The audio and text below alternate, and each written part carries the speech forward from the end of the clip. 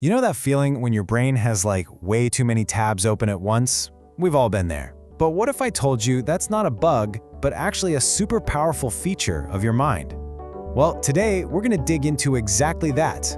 Let's get into it. So, has anyone ever said that to you? You think too much. It's one of those comments that can really sting, right? It makes you feel like maybe something's wrong with the way your brain is wired. But what if that's not the case at all? For a lot of us, this leads to a pretty frustrating loop. I mean, you know the deal. You're trying to pick a place to go on vacation, and suddenly you're drowning in a sea of conflicting reviews, and you end up booking nothing. That's classic analysis paralysis. Or, you're up at night replaying conversations, worrying about every single possible thing that could happen. It's all rooted in this fear of making the wrong move. But here's the thought. What if we've been looking at this all wrong? What if this deep, complex thinking isn't a weakness, but actually a powerful cognitive tool? This is where we shift our perspective. We're going to talk about a different kind of mind and how to move from that world of anxiety into one of powerful analysis.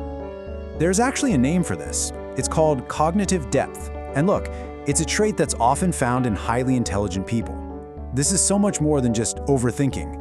It's your brain's amazing ability to run these incredibly complex simulations of the future, to analyze situations from every possible angle. Okay, so let's really break down the difference here. On one side, you have anxious overthinking. That's fear-based, it's circular, it just keeps you stuck on the problem. But on the other side, you have deep processing. And that is logic-based, it's analytical, and it's all about finding the absolute best path forward. See the difference? So how does this actually work? Let's get into the mechanics of what makes this kind of brain so incredibly efficient. I love this quote because it just hits the nail on the head.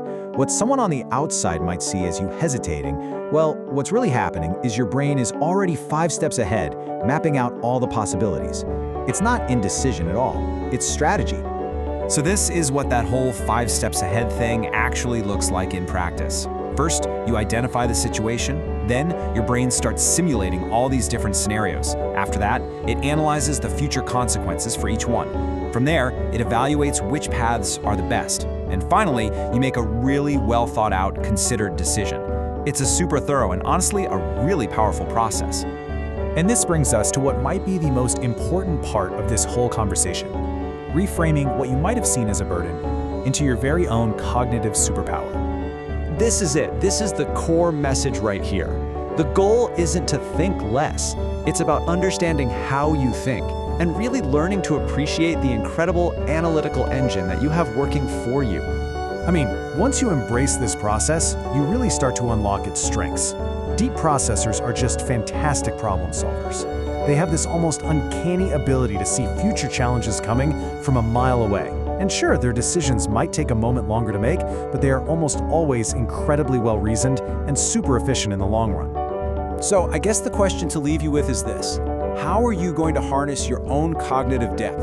Now that you can see it for the strength it truly is, what kind of new possibilities does that open up for you? Something to think about.